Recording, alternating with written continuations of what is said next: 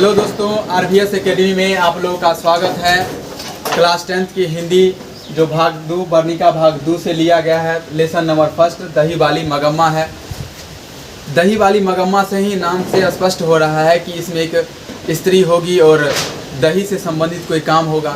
तो एक स्त्री है और वो बेचारी भाग्य से कहिए या उसका किस्मत खराब कहिए, वो विधवा है और वो दही बेचने का काम करती है, इसलिए इसका जो है नाम रखा गया है दही वाली मगम्मा। दही वाली मगम्मा जो है वो दही बेचने के लिए अपने घर यानी गांव से वेंकटपुर से बेंगलोर जाती है और वेंकटपुर से बेंगलोर की दूरी जो है वो 3 मील है। वो जब दही बेचने के लिए जाती है तो वो अक्सर दही बारी पर बेचा करती है। बारी का मतलब ये होता है कि एक महीने में पैसा एक बार लेना है, लेकिन दही जो है हमको हर एक दिन देना है। तो वेंकटपुर में जो थी एक माजी थी, यानी कि मगम्मा के जीवन में सबसे अच्छा अगर कोई था इंसान तो वो माजी थी। अपना सुख हो दुख हो अपना हर एक चीज़ साझा क्या करती थी माजी के साथ। तो मगम्मा दही बेचती थी और मगम्मा के पास दही बेचने के बाद जितना भी रुपया पैसा होता था वो सारा अपना जो है अपने बहू के लिए कुछ, अपने पोते के लिए कुछ, अपने बेटे के लिए कुछ करती थी। वैसे भी जीवन में कोई भी इंसान करता है तो अपने बेटा बेटी और बहू के लिए ही करता है। तो मगम्मा दही बेचती थी और जो पैसा बचता था अपना बेटा के लिए कुछ, बहू के लिए लाती थी। तो कभी जो है कभी कान वाला खरीद करके लाती थी, कभी नाक वाला खरीद करके लाती थी, कभी गले वाला खरीद करके लाती थी। लेकिन जब मगम्मा के बेटे का जब बहू जब हुआ था, यानी जब शादी हुआ था नजम्मा का उसके बेटे के साथ, तो उसने बहू को जो है कर्ण फूल और करे झुमकी दी थी, यानी कि शादी में ये दोनों चीज़ पहनने के लिए उनको दी थी।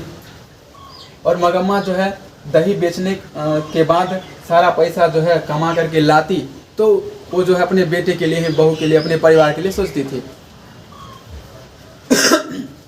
तो वो जो उनकी बहू जो थी इस चीज़ को कितना भी कीजिए, बहू को कितना भी मानिए, कितना भी समझाइए, लेकिन बहू अपने अलग से एक टेंशन लेके झेलते रहती है अपने परिवार में। वो जो है खाना बनाना नहीं चाहती थी, वो जो मतलब सास से हर एक समस्या का समाधान नहीं करना चाहती थी और वो अलग ही रहना चाहती थी। वो चाहती थी कि हम 2 हैं तो 2-3 हैं तो खाना बना लेंगे, एक बूढ़ी माँ के लिए कौन खाना बनाएगा, वो पहाड़ सा लगता था उनको। तो मगम्मा क्या हुआ कि वो समझ रही थी उसकी भावनाओं को। एक दिन नजम्मा जो है अपने बेटे को पीट रही थी, यानी मगम्मा के पोते को जब पीट रही थी तो मगम्मा बोली कि क्यों रे राक्षसी, इसे क्यों पीट रही है, तो इसे क्यों पीट रही है, ऐसा बोली। तो वो बहू कुछ नहीं बोली और वो पीटते रह गई। कोई किसी कारणवश अपने बेटे को पीट रही थी और मगम्मा बोली कि आने दो बेटे को, बेटे से कहकर हम तुम्हें डांट सुनवाते हैं। लेकिन जब बेटा आया तो बोली देखो बहू जो है आज पोते को मारी है। तो बेटा खुद बहू को ना बोल करके माँ को ही समझाने लगा कि माँ, क्या कोई माँ के पास जो है इतना भी अधिकार नहीं होता है कि अपने बेटे को समझाए बुझाए और गलती करने पर उसे जो है डांटे। तो मगम्मा बोली ठीक है, हम ही अगर तुम्हारे बीच में काल बने हुए हैं तो ठीक है, हम अलग खाना बना करके खाएंगे, आप अलग रहिए। तो उसकी बहू जो थी वो तो उसका इच्छा पूरा हो गया, मन ही मन यही चाहबे करती थी कि माँ जो है अलग खाना बना करके खाए। वो बोले ठीक है, आपका जैसा इच्छा हो। तो खाना अलग बना करके खाने लगी। जब खाना अलग बना करके खाने लगी तो जाहिर सी बात है कि उनके पास जो भी पैसा होता था दही बेचने के बाद वो सारा पैसा उसके पास बचने लगा। तो जो पैसा बचने लगा तो वो बोली माँ जी से कि माँ जी आप हमारे पैसे को आप रख लीजिए, नहीं तो आप अपने पति से कहवा करके बैंक में डलवा दीजिए पैसे को। तो माँ जी बोली ठीक है, हम सोचेंगे इस बात पर। तो वो माँ जी बोली ठीक है, हम सोचेंगे। तब जो है एक दिन माँ जी जो है एक बहुत अच्छे किस्म का कपड़ा था, मखमल का ब्लाउज पहने हुई थी। तो मगम्मा को भी इच्छा हुआ कि हम भी इस ब्लाउज को पहने, उसका इच्छा हो रहा था। तो पूछी माँ जी क्या इस ब्लाउज का कीमत आप बता सकते हैं कितना रुपया है। तो माँ जी बोली ठीक है, इसका कीमत ज़्यादा नहीं 8 से 9 रुपया है। तो वो मगम्मा जो है उस ब्लाउज को खरीद ली और ख़रीद कर पहन करके गांव चली गई। तो उस बहू से रहा नहीं गया, यानी कि कहिए तो उसका सासू, बूढ़ी सासू का दुख सुख जो है देखा नहीं गया। और वो बोल दी कि देखो देखो बुढ़ापे में जवानी आ गया है। फिर भी मगम्मा जो है कुछ नहीं बोली, क्योंकि जानते हैं कि कहा गया है कि माँ का दिल जो है वो समुंदर के जैसा होता है, कितना भी दुख दीजिए वो झेलती रहेगी। फिर भी वो कुछ नहीं बोली और अपना जो है खाना बना करके अलग खाना खाने लगी।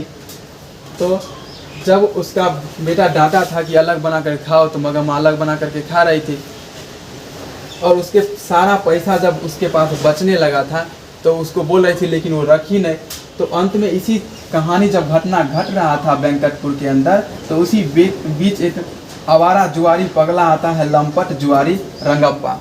और रंगप्पा जो है हाथ धो करके पड़ जाता है मगम्मा के पीछे पैसा जीतने के लिए। वो चाहता है किसी तरह से जो है हम पैसा को जीत ले, क्योंकि मगम्मा के पास पैसा बच रहा था, क्योंकि वो अलग खाना बना करके खा रही थी। न बेटा के लिए लाना था, न बहू के लिए, न दम्मा के लिए लाना था, और न ही छोटे से दुलारा पोता के लिए लाना था।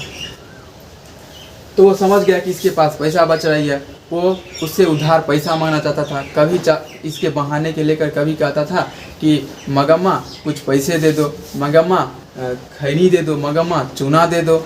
इससे भी उससे नहीं हुआ तो वो लंपट जुआरी ये पगला जो है सारा हद पार करते हुए एक दिन जब मगम्मा वेंकटपुर जा रही थी दही बेचने के लिए, तो रास्ते में एक अमराई का कुआं पड़ता था।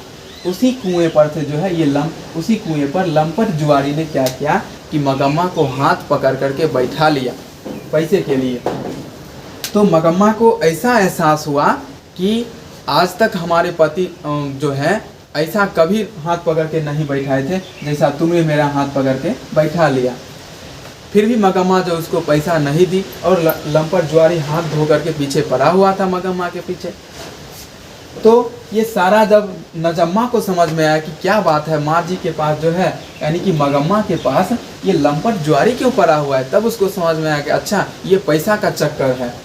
तब वो जो है अपना फिर से एक रामायण रचना शुरू की और रामायण में जो है अपने बेटे को मुख्य आधार बनाया और बेटे को समझाया बुझाया। बोला कि जाओ बेटा अपने दादी के पास ही रहना और दादी को कहना कि माँ दादी आज हम आपके तरफ से ही खाएंगे, आपके इधर ही रहेंगे, हम माँ के इधर नहीं जाएंगे। तो मगम्मा जो है इस चीज़ को स्वीकार कर ली, क्योंकि उसको सभी बूढ़ी माँ को शौक़ होता है कि हम ना पोते पोती को अपना गोद में खिलाएं। स्वीकार कर ली और ये सिखा दी थी कहना कि हम आपके इधर ही रहेंगे, आपके इधर ही खाएंगे। तो ये बोली हाँ ठीक है। तो अंत में जो नजम्मा और उसका बेटा भी गया और माफ़ी मांग ली और बोली कि माँ जी आप जो है दही बेचने का काम छोड़ दीजिए, दही बेचने का काम हम करेंगे, आप घर पर ही रहिए और घर पर ही सारा कुछ देखिए। अगर ये जो आपको वीडियो अगर अच्छा लगे तो आप लाइक कीजिए, सब्सक्राइब कीजिए और कमेंट करना नहीं भूलिएगा। लेकिन जो टॉपिक मेन टॉपिक होता है जो परीक्षा की दृष्टिकोण से इम्पोर्टेंट है वो हमने यहाँ पर बोर्ड पर लिखा हुआ है। ये दही वाली मगम्मा जो है वो कन्नड़ भाषा में, कन्नड़ केरल की भाषा है। इसका लेखक है श्रीनिवास जी। इनका जन्म हुआ है 6 जून 1891 ईस्वी को। कथावाचक जो हैं वो बेंगलोर से हैं। वेंकटपुर से बेंगलोर की दूरी जो है 3 मील है। क्यों राक्षसी कौन बोली थी, तो मगम्मा बोली थी। किसको बोली थी, नजम्मा को बोली थी। किसके लिए बोली थी, तो वो जो है पोते के डांट के लिए बोली थी। और वो खाना अलग बना करके खा रही थी, कभी कान वाला, नाक वाला और गले वाला लाती थी। और शादी जब हुआ था तब दी थी कर्ण फूल और करे झुमकी। और मखमल का ब्लाउज का कीमत था लगभग 8 से 9 रुपया। सबसे अच्छा व्यक्ति था मगम्मा के जीवन में कौन, माँ जी। और इसमें जो है सबसे इम्पोर्टेंट VVI ऑब्जेक्टिव क्वेश्चन बनता है कि मगरमच्छ की उपाधि जो है इस कहानी में किसे दिया गया है, तो मगरमच्छ जो है वो बहू को दिया गया है। और ये कहानी किसे संदेश देती है, तो बहू को ही जो है दही वाली मगम्मा संदेश देती है कि हमें जो है किसी माँ से, सासू माँ से ऐसा नहीं झगड़ना चाहिए। और वो बारी जो होता था, जैसे हमने आपको बताया कि दही रोज़ बेचने का काम, लेकिन पैसा 1 महीने के बाद 1 बार मिलता है। तो ठीक है, अगर आप लोगों को अच्छा लगे तो लाइक करें, सब्सक्राइब करें। बाय, मिलते हैं नेक्स्ट वीडियो में।